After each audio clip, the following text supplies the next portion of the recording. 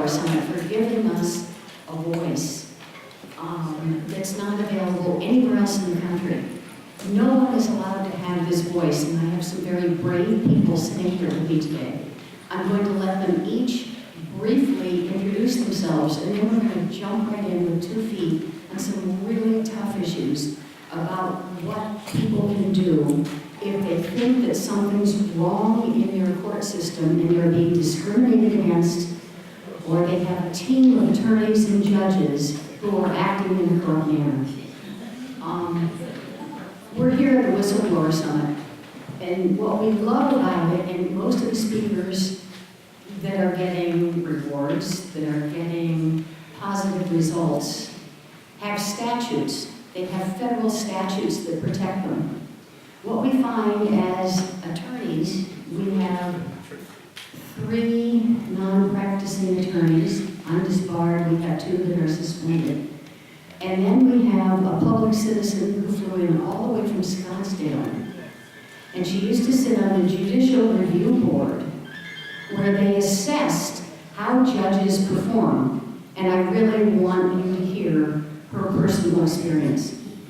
Initially, I invited Sandy to come because I thought I could motivate everybody in this audience to go out and sign up for the Judicial Review Committee in your own district. And so we could end up with citizen activism where we could do something about judges and out-of-control behavior and abuse of discretion and abuse of the rule of law, or just ignoring it. So Sandy's experience is really important to you.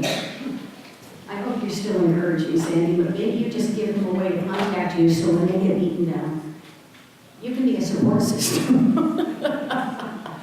My name is Caroline Douglas. I formerly was a lawyer in New Hampshire. I was married to a U.S. congressman, and a former Supreme Court judge. And so I was in a unique position. I practiced family law. I wrote for Reed Elsevier, Butterworth, LexisNexis, Thomas, and Equity. So I wrote law treatises on family law, and that's my forte, that I know well.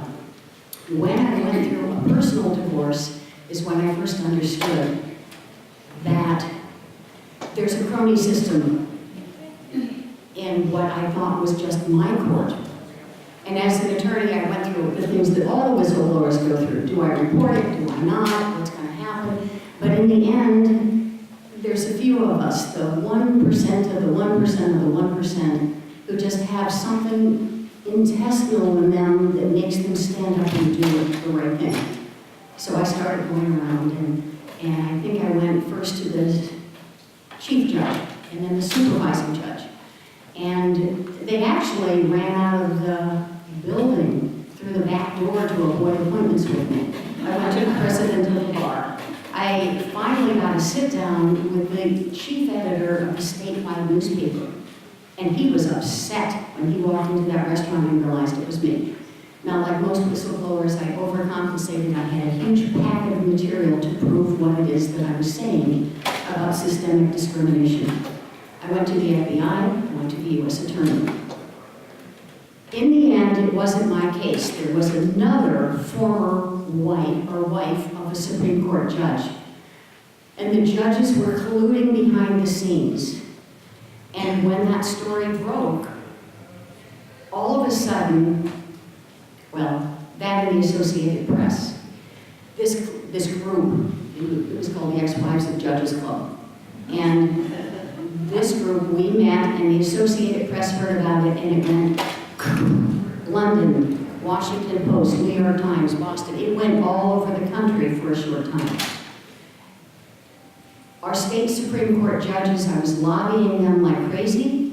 Not the judges, the legislators. I used to be a bill drafter. And they ended up voting 430 for or against to hold an investigation of the entire Supreme Court for cronyism, for back scenes judge manipulation that affects the outcome of cases. Now, I was the only lawyer involved in it. In the end, they went through both the House investigation and the Senate trial and were acquitted. And I know a lot about impeachment process and how it doesn't really work very well. And in the end, the retaliation against me was so immense. I think at one point I had 45 45 cases pending against me, slap suits and professional conduct complaints. And so you're looking at what is probably the most complained about attorney in America, 22 professional conduct complaints in 1 year. Good for you. It's a little wearing. In the end, I went into a witness protection program. I was so frightened. And I hid out for 5 years, and then 10 years, and then 15 years. And this organization changed things for me.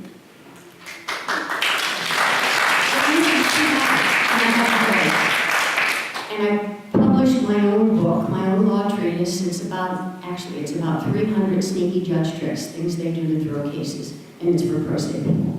So it's become my activism and my life. But of course, none of us here qualify for any kind of a reward system, and I'm trying to figure out if we can qualify for a discrimination claim based on 1983 in Keytown. So I'm kind of badgering the law firms that carry this. But it doesn't have Senate protection or House protection or federal protection. And the last question we're going to end up with after everyone talks is we're going to say, what can we do to help people who go to court and who challenge judges for whatever reason? And it's not because they treat you badly, they do. What Linda was talking about, all of that and much more. It's not that, but there are systematic patterns of discrimination against pro se people, which represent about 70% of litigants across America. It's a little higher than that now. It used to be 70, now it's up closer to 80% of people who go to court don't have lawyers. And judges dislike us, they look down on us, they think badly of us, they name call, they treat you differently, but you don't know the secret tricks they're doing to manipulate your case outcomes. In order to know that, you have to look at the judges' divorce cases, and you'll find the patterns there. So that's the book that I wrote. It's called The Dark Side. It's an 8-pound book. It's really a heavy treatise, but it's a book for pro se people. So, like law school 101, if you haven't even graduated from college. I'm sorry, I didn't mean to go on so long. I started everybody in 3 minutes. We're going to start with Sandy. Sandy Schenkat came in all the way from Arizona. She's the only lay person on our panel, and she had an amazing experience in Scottsdale. Sandy, could you tell them about your experience? This picture depicts me when I was 65 years old in Scottsdale Jail for 19 hours. I'm probably the least amount of time in jail compared to a lot of people I've spoken to today. But that was pretty impactful in my life when I was 65, never having been involved with anything related to the police, the court system, ever. Tell them why you were arrested. Yes, I was arrested because I was on my homeowner association board and I discovered embezzling. And I brought it to the attention of my board. And they went to extreme extent to try to get me arrested, which they ultimately did. But injunction against harassment was the mechanism they used, and they filed one, and I was able to have an attorney represent me that was appointed by our D&O insurance carrier, and that was dismissed. The identical injunction from the other board member was never served, but they fraudulently had it submitted to the court. So the sheriff thought that I was, had an injunction against me. And so when the policeman called, despite my pleading and saying, no, I don't have an injunction against me, hauled me off out of the swimming pool and took me in handcuffs to the Scottsdale jail on a Friday. Which, if you're ever going to get put in jail, don't go in on a Friday. Because every drunk girl in town is there. Guys, too. Well, I was in the ladies' part. Oh. So there I was, the only one sober, and Bathing suit. well, they did let me put my clothes on. So that that was kind of the reason.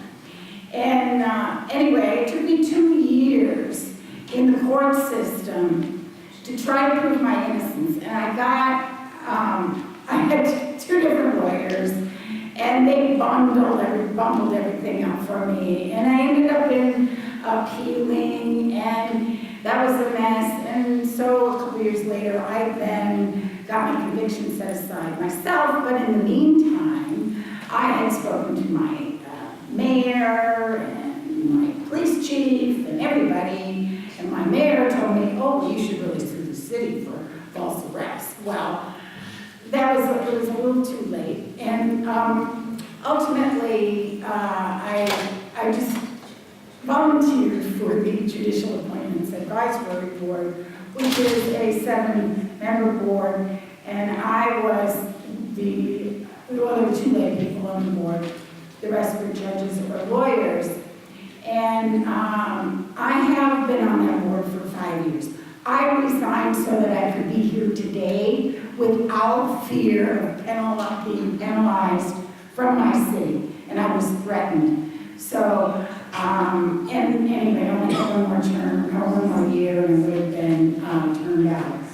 So, I thought that would be a good way for me to help clean up the system. We have so many prosecution judges. Our city actually makes $10 million a year because of bad justice in our city. And I have spoken about it in the Goldwater Institute and twice, and I've spoken against the mayor who's trying to cover everything up. And my biggest problem with all of this is, and it was written up, is that mayors and councils should not be appointing and hiring and firing judges. So is that my 3 minutes? I have one follow-up. Okay. When you sat on that panel, did you ever see any judges you thought should not be reappointed? Yes, I actually spoke. I recused myself from the judge who found me guilty of a criminal misdemeanor. And at that point, when I recused myself, I wrote a letter to the mayor and council and recommended that he not be reappointed, at which time the mayor invited me into his office. What about the secret shopper judge? Tell them about secret shopper. I've never heard of this. Just this year, we evaluated a judge who was a prosecutor, and she had a very bad reputation when she first started in 2013. We had her shot, and we did, our board actually reviewed those findings with her. This past year, she was reviewed again, and her points were below all of her scores that were bad in 2013. So I personally, on the committee, the only one with any balls, and I was the only one, actually spoke to her and said, why are your scores so much lower than 2013 when you were admonished back then? And she said, every defense lawyer in town doesn't like me. And what can you expect? I thought that was interesting because I found the minutes. Sandy told me about it. I went back to 2013. They're online. Anybody that wants that as a reference. This committee actually required the judge to listen to her own audio videotapes with a senior judge sitting with her to improve her angry, dismissive prosecutorial favoritism in court. And I call that the secret shopper remedy, and I've never heard of it anywhere in America. But that's a really interesting remedy that's of record in Scottsdale now. And then there was one second judge, and Sandy doesn't like to talk about him, but since I wrote a letter about it, I will mention it. Beloved chief judge who has a very serious, uncurable, progressive disease. And so far, they have done 2 sets of changing the court audio to accommodate his disability, which is so bad people can't understand it. So one would think that because being a judge isn't a lifetime full-time job, or is it a right, that would become an issue. But Sandy was threatened by the city attorney who told her she would be charged with violating the HIPAA oath if she discussed the judge's condition. So the committee got together, the city council got together, they voted him a raise, and he's now getting $192,000 a year, and they reappointed him for 4 years. Now this is the person that runs the courthouse. And so my point is I'm kind of shocked that someone with an incurable progressive disease who's getting much worse and has a lot of management responsibility. Jack loves this judge, but these people, both Sandy and Jack, are from Scottsdale. And I met them, I got my book and I went out there and talked to everybody, and it was very, very interesting. Those are 2 examples of why I wanted Sandy to be. You're going to say one more thing and then we're jumping to Jack. Right. This judge who was secret shopped. This year, I convinced our new chairman, who is a Superior Court judge, that we needed to discipline her again. He and I spoke about it before her reappointment. He spoke to the mayor and the council, and he got up and gave a glowing review for her after he had agreed with me that she needed to be disciplined. She's from Hastings, Minnesota. I just want to set the record straight before we leave this. I knew this chief judge when he was a lawyer. This is many, many years ago. I knew this chief judge when he was a lawyer, as I was many, many, many years ago. And I thought he was a great guy, but he didn't have anything physically wrong with him at the time. And, I just have fond memories of him. He's most charming, and he told me that the city made $10 million last year, and he's very proud of the fact that they made so much profit in our court. Yes, my name is Jack Levine, and I'm an Arizona lawyer. I'm a past president of the Arizona Trial Lawyers Association. I'm a past member of the Arizona State Bar Board of Governors. I am a former FBI agent. And as a former FBI agent, that's how I got into whistleblowing. I was in the FBI, went into the FBI in 1960, and I only stayed 11 months. Although I loved the FBI, loved the agents, loved the work, I couldn't stand J. Edgar Hoover and his policies. So I resigned with a perfectly good record, and after 11 months.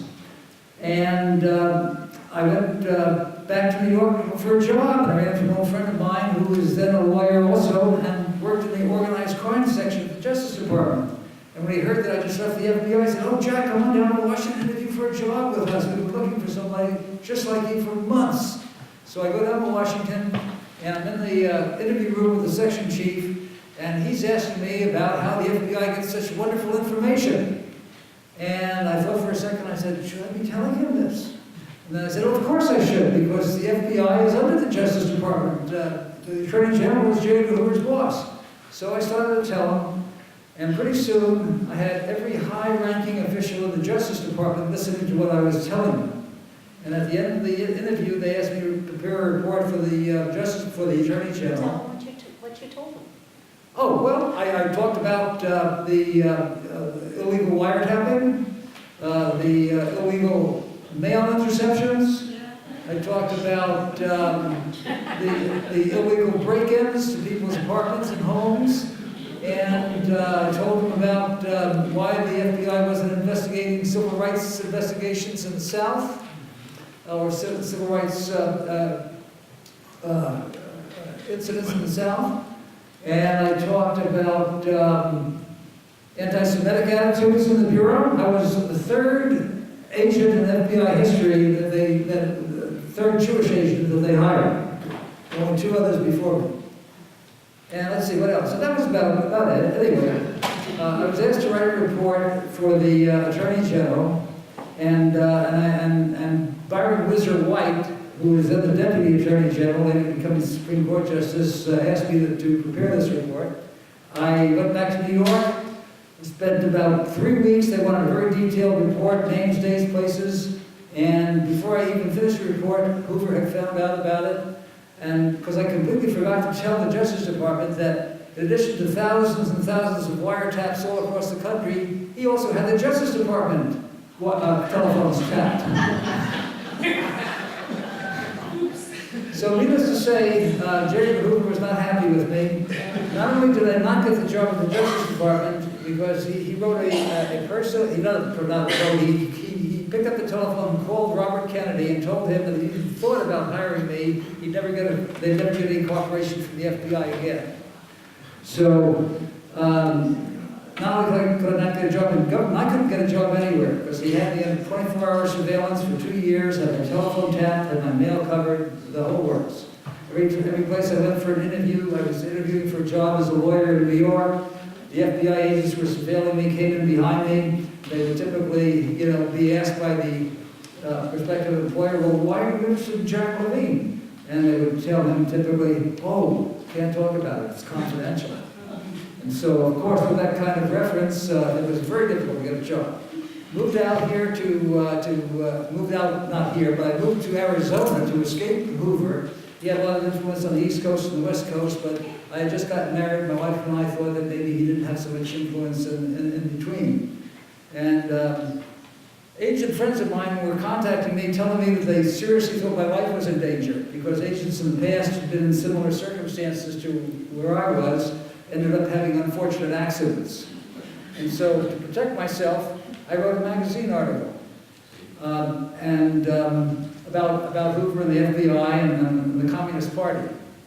The article was about how Hoover was exaggerating the threat of the Communist Party here in the United States for his own political purposes. And that article was a sensation. It got front page, coverage, Time, Newsweek, radio interviews. Where was it published? Where was it published? Forbes, wasn't it? Was that Forbes? Oh, no, that's much later. Oh. No, this was Time, Newsweek, and newspapers, radio and television. So anyway, that protected me, because I knew that if anything happened to me, they'd know who to look for. And I came out to Arizona, applied to the bar for admission to the bar. Hoover wrote a personal letter to the admissions committee telling them I should never be admitted as a lawyer because I can't keep confidences. I revealed a lot of confidential information to the Justice Department. And so the committee was so impressed with the personal letter from J. Edgar Hoover that they voted 9-0 to reject my application. And so the only recourse I had was to appeal to the Arizona Supreme Court. They had the final word. And as luck would have it, the Nation magazine probably had a circulation of about 30,000 nationally. And I was lucky because probably the only person in Arizona who subscribed to the Nation just happened to be on the Supreme Court. And he was up there during my hearing. He was muttering under his breath the entire hearing almost. He was muttering over and over. He says, "J. Edgar Hoover is a no good son of a bitch." So as soon as I heard that, I said, "Oh, I'm in." And I was a lawyer for up until about a year ago, or about a year and a half ago. I discovered while I was a lawyer that our two big law firms in Arizona, Snell & Wilmer and Jennings, Strauss & Salmon, they each represented two of our big public utilities, the APS, Snell & Wilmer, and Jennings, Strauss & Salmon Salt River Project, the big electrical supplier, the big water supplier. And they started putting their firm members and relatives on governing boards and in the executive offices of their two big public utility clients, egregiously unethical, until they completely captured control of these two public utilities. And after that, there was nobody looking at the size of their legal bills.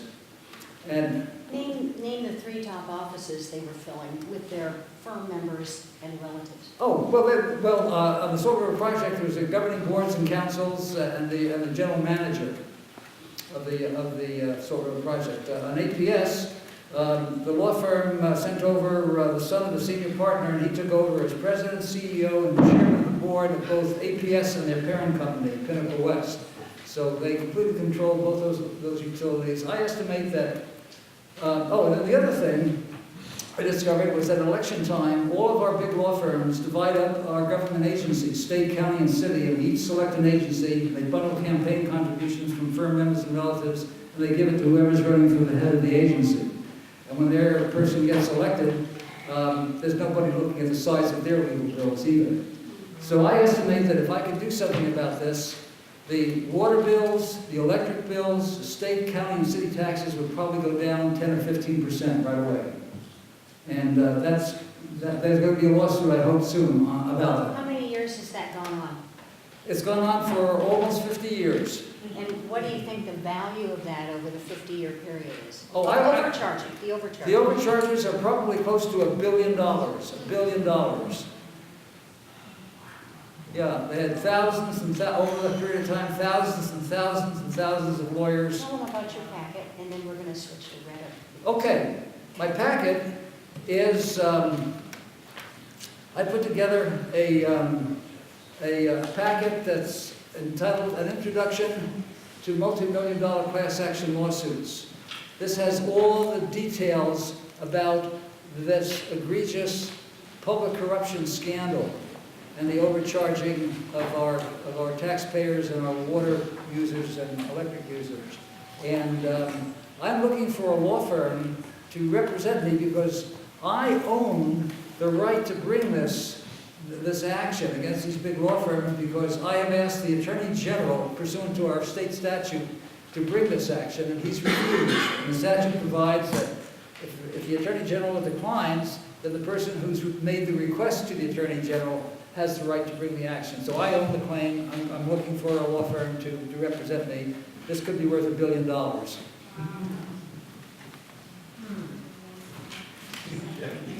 Oh, I think I've given this out to everybody. My life as a whistleblower. If you haven't gotten one, I've got a copy for you. So I think I got almost everyone.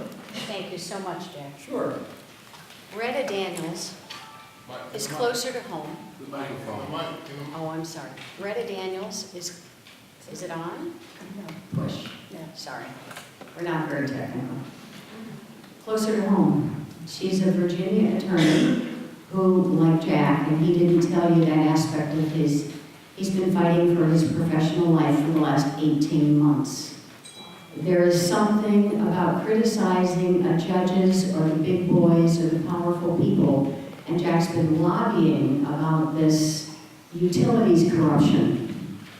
And what most state bars, as in my case, you know, I went through trials because I insisted on it before I got disbarred. But there are new statutes now that both Jack and Rhetta, they're not statutes. I'm going to let Rhetta explain it in a little more detail. But what the state bar is able to do is to come in and suspend your license overnight and require you to prove your mental competence. Now, I had the same problem. I was accused of being unfit to practice law because I'm mentally incompetent. Jack is fighting the same thing, and you just heard his speech.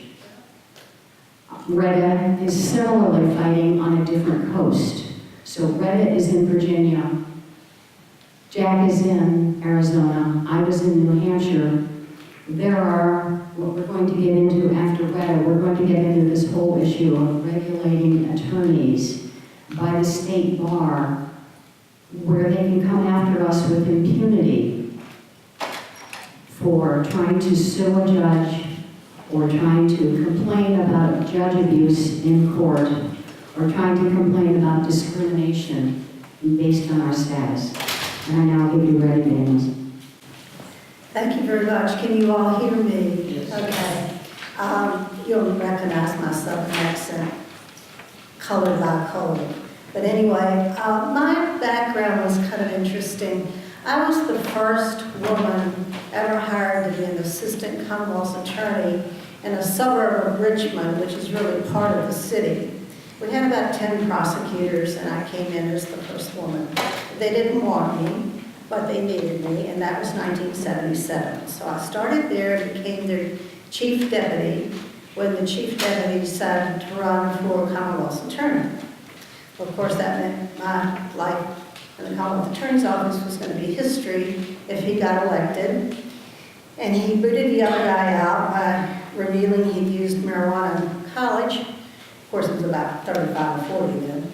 And that cut off his career in terms of an elected official at 35 or 40 because he'd been in college and used marijuana years before. We're talking about 77 now. So in 1982, I went to work for the Virginia State Bar, and I was with a private practice firm in between. I've always been a litigation lawyer. So I had this criminal prosecution background and really loved it.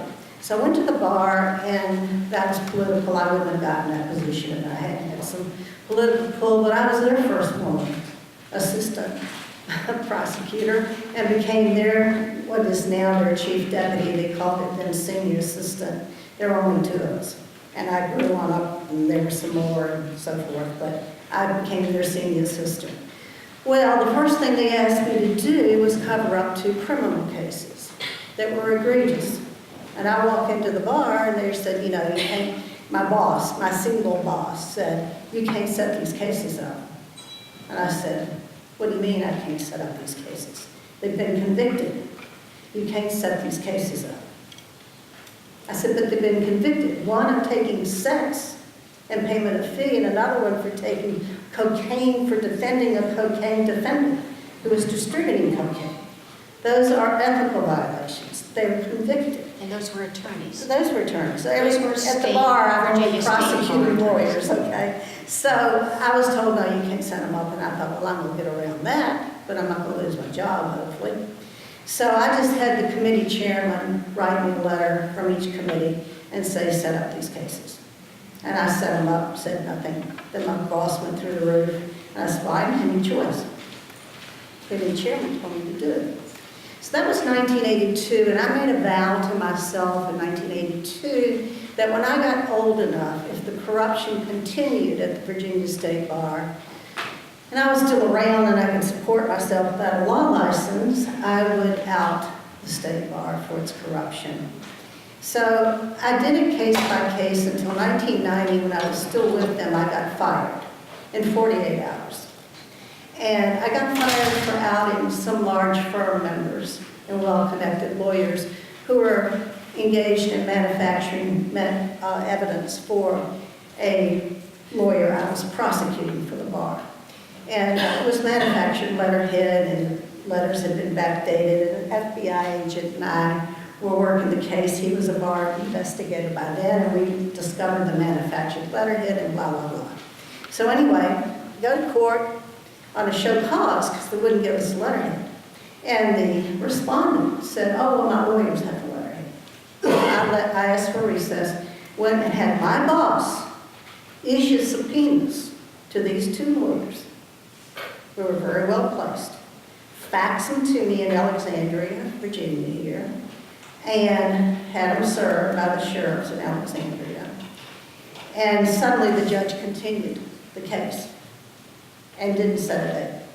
So we go out into the hallway, and I had a deputy attorney general with me that day because I'd been served with contempt of court, and so had the bar before that hearing date for this case. So he was standing there, and he said, what do you think just happened? I said, I don't know. It was like, we're going to have to come back another day because we hadn't had anything on the show causes.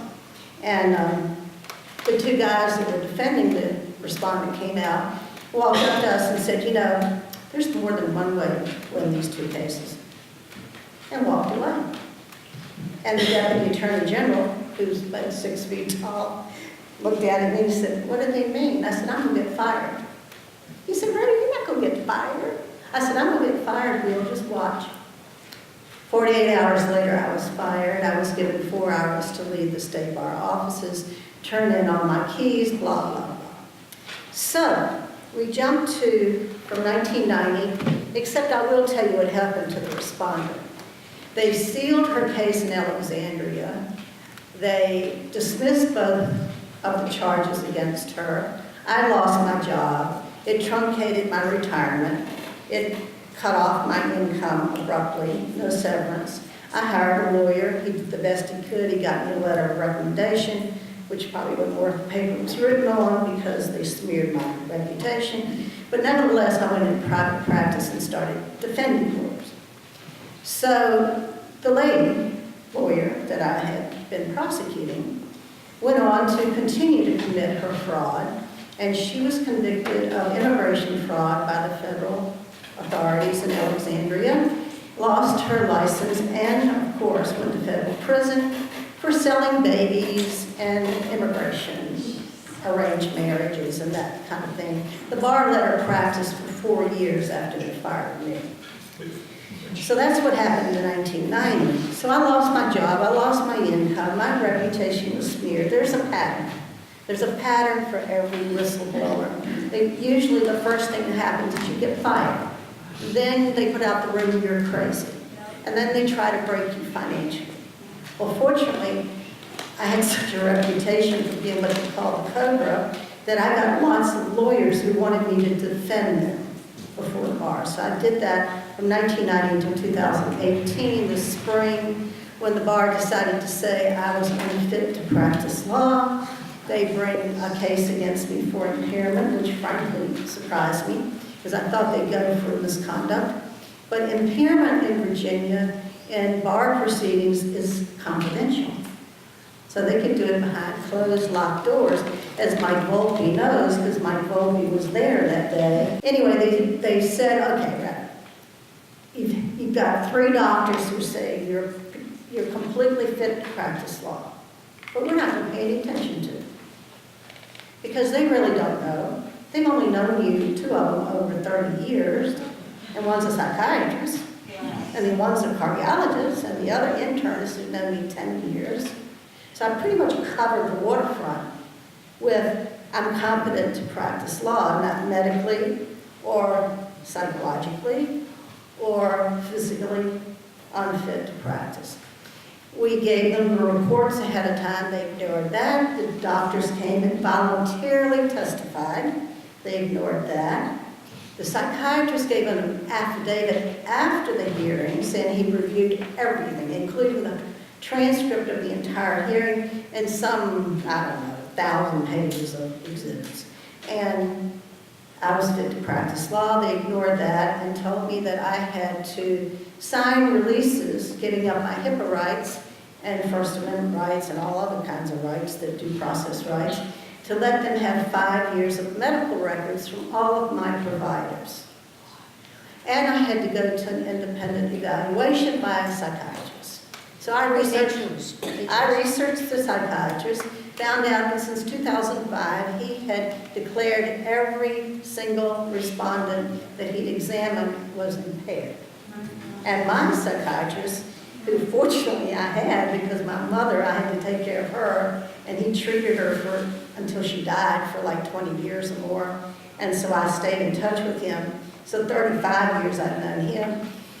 He knew this psychiatrist. He was very shocked, and he said, that's amazing. I would have probably referred you to him. And I said, well, this is what he's done since 2005. And he said, you never really know someone, do you? And I said, no, you never really do. So a little bit about the process. In Virginia, we have self-regulation, as most of you may know. It's an integrated bar, which is now not politically correct to say. So we say it's a unified bar across the United States now because they don't want us to use the word integrated. Tell them what that means. An integrated bar, unified bar, is one where you have a trade association, which is huge, and it has its own government, and in Virginia they're elected, and they have an executive committee, and then they have an administrative section, and then they have all these trade sections like trust and estates, real estate, family law, whatever, and they have all these conferences and things. Well then, they have a separate little department that's supposed to be doing lawyer discipline. But of course it's politically controlled, and we're employees at will if you work for the bar. So if you don't do what they say, you're a marionette, then they fire you. Okay. So most of the people who work for the state bar in the disciplinary section toe the line because, they don't want to lose their jobs and retirement and everything like I did. The jerk commission is a little different. Well, first you have to know that The disciplinary board is appointed by the Virginia Supreme Court, and any appeal from the disciplinary board is to the Virginia Supreme Court. Wait, tell them where you are currently today. What's your status? Currently, I am summarily suspended indefinitely because I That would means not... overnight, just so you know. There's no due process, it's overnight. Correct. I would not sign the releases, and I would not go for the psychiatric evaluation because they had no medical evidence whatsoever to prove that I'm incompetent in any manner.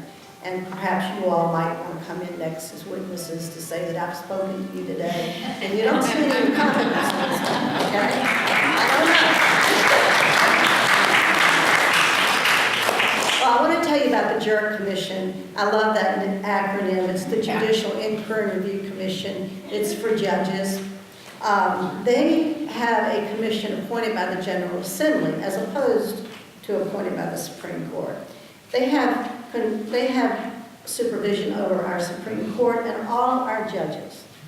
However, if they take a justice who's incompetent, maybe Alzheimer's or something, where's the appeal? That's the top appellate level in Virginia. And the trials for serious cases are supposed to be before the Supreme Court. So who's going to sit if all the Supreme Court justices are recused because they're going after Supreme Court justice?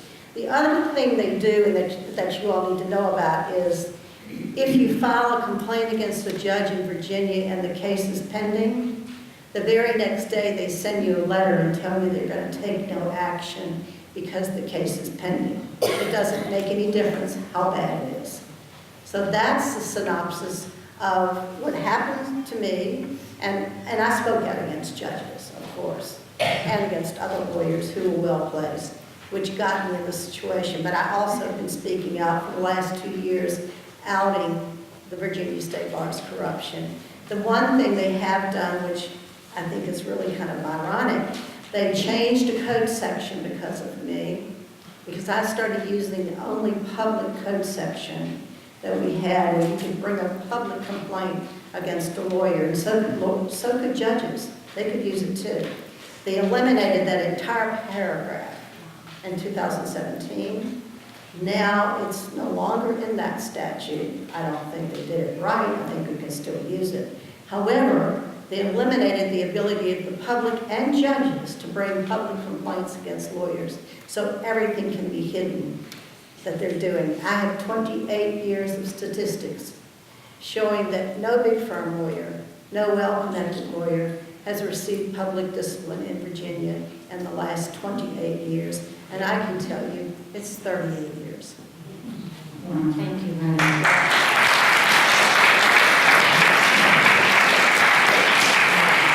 It is important for you to hear everybody's story, but I don't want it to end with just telling the stories.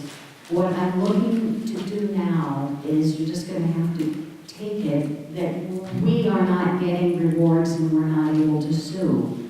And I'm trying to brainstorm with these good minds, but also with you, to figure out how it is that we can hold judges accountable under the monopolistic bar system we currently have. That system is only about 50 years old. For 250 years, this country, attorneys were regulated by their state legislatures, or they were regulated by a different arm. And then the court system did a usurpation of power. It was a secret trick. I described it in the first chapter of my book. And every state did it in a different way. In my state, I see hands coming up, but I'm going to let the panel talk first before I take questions, okay? In New Hampshire, they first took a vote of the attorneys. There were less than 800 attorneys, and the attorneys voted not to have a mandatory bar. So then they introduced a bill into the state legislature and lobbied for all attorneys to have to join the state bar, mandatory. It failed. So then the judges of the Supreme Court had a friend file a case that didn't go through the system. It went immediately to the Supreme Court, and they issued an opinion, called Opinion of the Supreme Court Judges. And it said, using the anti-monopoly section of our state constitution, we rule that we are going to have this monopoly. It doesn't even make logical sense. The words, you look at the authority of judges, they didn't have any authority in New Hampshire under the Constitution to regulate attorneys. And they disingenuously, it's called intellectual dishonesty, and that's not my phrase. The attorney for the governor used that phrase on radio. And then she was disciplined for using that because they intellectually, dishonestly took control of the attorneys 50 years ago in New Hampshire. That's one way of overcoming and making judges accountable, is to let the people who understand law, let Rhetta and let Jack and let people like me stand up and speak out as a First Amendment right about what we see, because we see better than lay people do this dishonesty that's happening in secret. That's only one remedy, but I'd like to go down the road and include everybody and see if you have any ideas for how we can access, for example, could we file a key dam suit against a judge? Key dam, that's the civil rights suit about theft of services. There are lots of problems with it. But could we use, for example, 1985 or 1986 civil rights? That was so effective based on race. But we are not, it's not a race issue for us. They're not discriminating against us based on race. Can we start with you, Rhetta? Ask Shelby first. Well, I'm not very qualified to answer the question about what the remedies are. We're considering a 1983 action in Virginia related to my case in U.S. District Court. I don't know if that's going to be successful or not, but it's related to my summary suspension of my license, my failure to have a due process hearing, so that's a little different. I too have been arrested, by the way, at 74. I said if I'd done it in the 70s, and not my 70s, it would have been really cool.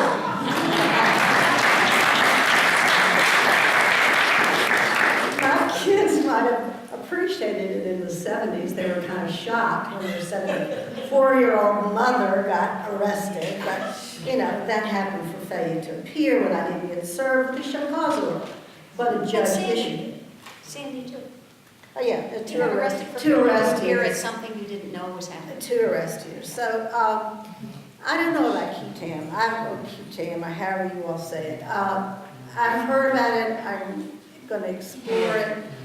We're going to look at the 1983. I will tell you that in Virginia, the people who do get public discipline, who are lawyers, are women, minorities. They're the 2 top categories. Solo practitioners and small firm members. Nobody else gets any public discipline. We have 30-some thousand practicing lawyers in Virginia, and no large firm members ever get disciplined. No well-connected members ever get disciplined. And we have a $10 million unexplained expenditure every year for the bar, and a $10 million client protection fund surplus, which is a slush fund for the Virginia State Bar. Nobody investigates the Virginia State Bar. The last investigation was 1995. Jack, what about you? Do you have any bright ideas before we open it up to the audience? Well, you know, this is a very difficult subject because, you know, almost from the first day of law school, the students, and after you become a lawyer, you're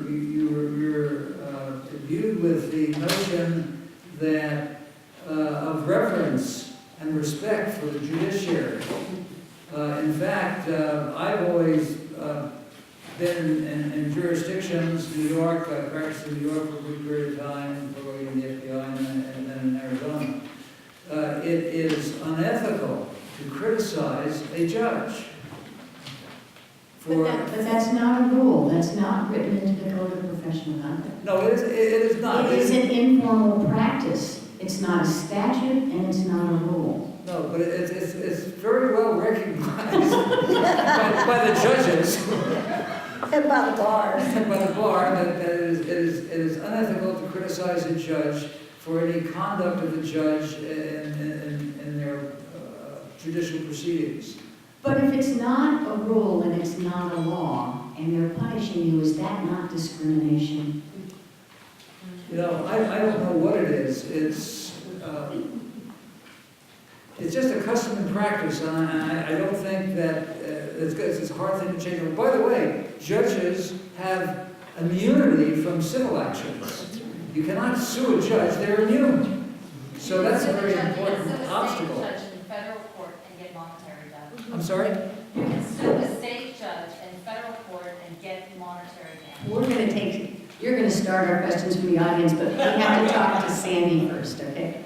Sandy, what ideas do you have for holding judges accountable? I have filed 3 complaints with our Judicial Conduct Commission. The first complaint was against the judge that found me guilty of criminal misdemeanor. That one was just kind of tossed out. Now I have 2 new complaints going in, and I'm considering filing a complaint against the chief judge who has debilitating disease and should not be the chief judge. So I may be doing that next, unless I just decide to stay here in D.C. But the other issue that my panel of 7 of us who evaluated the judges, what I've discovered in calling prosecutors and defense attorneys, that they were afraid. They tell me stories, but then they just tell me, oh, you can't say anything about it. Or they get real riled up and tell me great stories. And then I call them back and say, hey, can I use this information? Oh, no. So the purpose of my Judicial Appointments Advisory Board was basically useless. I would tell them I'm not going to use your name or anything, and they would freeze. Sandy, what was your experience with the Goldwater Institute? She actively courted an investigative reporter from the Goldwater Institute who did write an expose. He's written 2 stories about me. How effective is that? This would be my recommendation to whistleblowers, is to connect yourself with a journalist. And to my benefit, when the mayor told me that he was being investigated by the Goldwater Institute, I pursued the Goldwater Institute, and after about 20 calls, I found out who was investigating my mayor for his connection with our judges. And so I convinced this guy that I had a story to tell, and he then did my story, said the mayor said this, Sandy said this, And that was Mark Flatten, who's an investigative reporter. We're almost out of time, so I really would you like to ask your question on the microphone? I'm trying to get the gentleman right there to work with me. So I'm going to ask him publicly to try to do that if I need him. The question is, if any of you have ever been pro se, I think it's very good that judges don't like it, and I've been pro se in state courts in New York, Connecticut, New Jersey. I did my own brief before the United States Second Circuit Court of Appeals. I overturned a case there. I'm an inventor, and I'm a creative person, and my father was... And your question is? My question is, don't be afraid to call out the judges. They're working against you on that. I call Zipper Zanuck, George Zanuck, Huntington County. He had Kimberly Kitchen practice for 10 years out of his firm. He sleeps with everybody left and right. I had Hillary Cruz. I got a DA moved out of the Bedford court, working on another local DA to remove him. Don't be afraid. Thank you. Matthew? Just real, can you hear me okay, correct? Okay. You have a great voice, we'll hear you. Thank you. My name is Matthew Fogg. I'm a retired Chief Deputy U.S Marshal. But when I was listening to some of the things you're saying about what judges have to deal with, it sounds like the same culture of law enforcement. and the reality, but I guess my question is, have you considered maybe like setting up some type of social media network that can point these judges out? The same thing that we're considering in law enforcement, or even in EEO cases that I handle a lot of those cases where we're talking about like maybe coming up with a site like alleged discriminating officials or bad judges because. What are you suggesting that we do? Well, I'm suggesting that you have, that you set up some type of database. Huh? The roaming.com is one of them. The Right. roaming room. Okay, let me address that. Right. It has to be completely anonymous as to who makes the report, because I have already been cited for a misconduct case now, and called to court for a show cause regarding letters, emails, and blogs, some of which were not even mine, and certainly not the blogs. And no more specificity than that, letters, emails, and blogs. And so for legal, for me as a lawyer, I have won a misconduct case. On the other hand, I have a judge who issued the show cause, who also issued my arrest for not coming to court when I hadn't been served with the show cause on a day when my license was supposed to be suspended, and he knew that. And so I'm now facing a criminal misdemeanor. On October the 1st, I had to hire a criminal lawyer. Thank you, So ma'am. it has to be careful, you have to be careful We've got 6 how more that's set up. Questions and not only 6 minutes. Okay, 3 minutes, 2 more questions. Okay. Hi, I'm Jim Bobreski. I'm Penny, New York. Oh, could you please use the microphone and say that again? I'm sorry, I'm Jim Bobreski from Penny, New York, and I'm in a probate case down in Florida. And I think, briefly, look into the IOTA fund, okay? Our attorney was stealing. IOTA fund. that- IOTA fund is the trust fund account that every attorney is required to put their client's money into. And they're And supposed the to. interest goes to the bar. It Right, doesn't and go a to lot the of people clients. don't It's know an that. enormous slush fund. Yes. Say And that again. then This is when you very try to important. ask where this money is, in the Florida rules, they're supposed to report it upon asking, okay? When I asked the attorney to do it, do it. When I filed a motion to discovery, do it.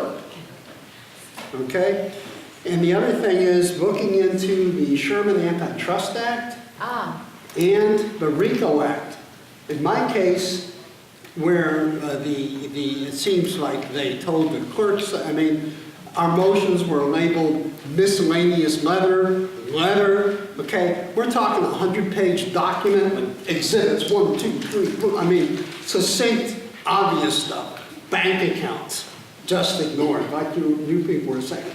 It was like I was invisible, like I was speaking earlier, okay? Pro se rights, the Fourth Amendment, pro se rights. Anyway, and the whole process, I even went to the probate committee in Florida, sat there, and interesting, it's supposed to be open to the public.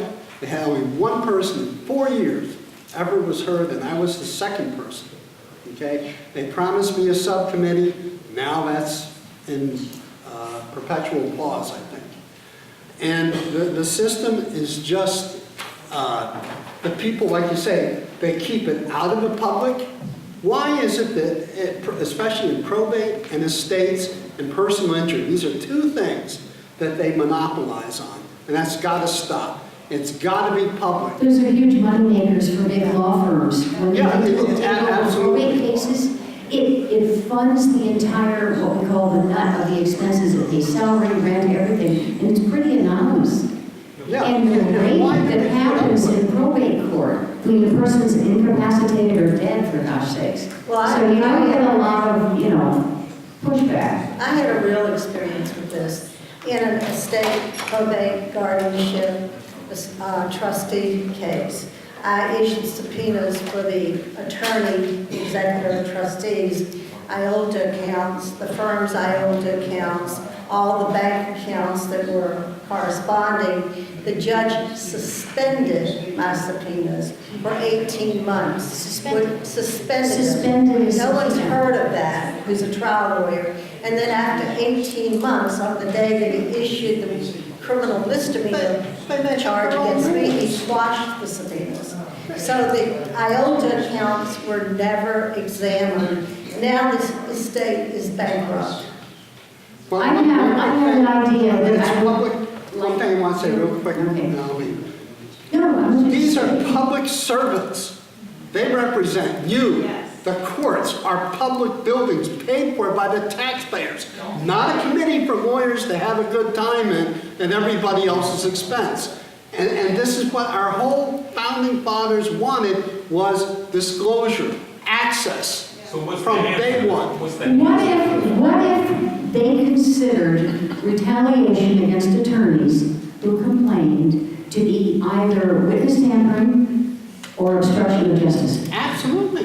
But you I think need that's Congress. important. Do you need Congress to rule on that? Do we need to extend civil rights to the group of pro se as a class? Pro se is, the other thing, pro se is different, like you It is said, you're an different. inventor, I'm an inventor, I got an IQ of 136, my brother's an inventor, and we're treated like we're retarded. There should be no immunity against corruption. I don't care who you are, judge. Oh, that's a good phrase. There should be no immunity against Yeah, it's corruption. very different Whether you're a than. judge, whether you're a president, Yes, whether you're, yeah. They don't, we're not their constitutional right, everybody to be treated fair and equally. I don't care whether you're a judge, you're a president, you're a layperson, you're an attorney. We all need to be held accountable.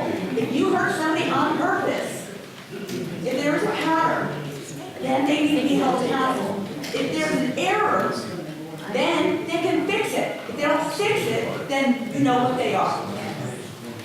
So really, you're talking about piercing the immunities, because the state bars have judicial immunity, at least in Virginia, prosecutorial immunity, and but those are all made up law sovereign. Those aren't rights. Qualified immunity. You need to stop using the word immunity. The judges use immunity, Qualified immunity. and what it is it's a judge-made doctrine. It's a judge-made concept where they say we are immune because we're working in office. But if it's corruption, the work they're doing is outside the scope of their authority.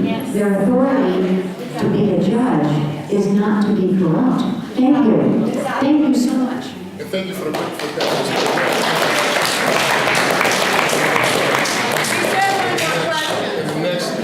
The only thing I'll ask is, because I filed today with the state of Maryland against a government attorney who required me to enter into a settlement agreement that tried to help cover up cases involving torture, murder, sexism, racism, homophobia, and corruption at U.S. Southern Command and National Defense University. If anybody has any information about how to proceed with that kind of complaint, because my complaint was filed today, I would appreciate knowing about it. Thank you. Thank you.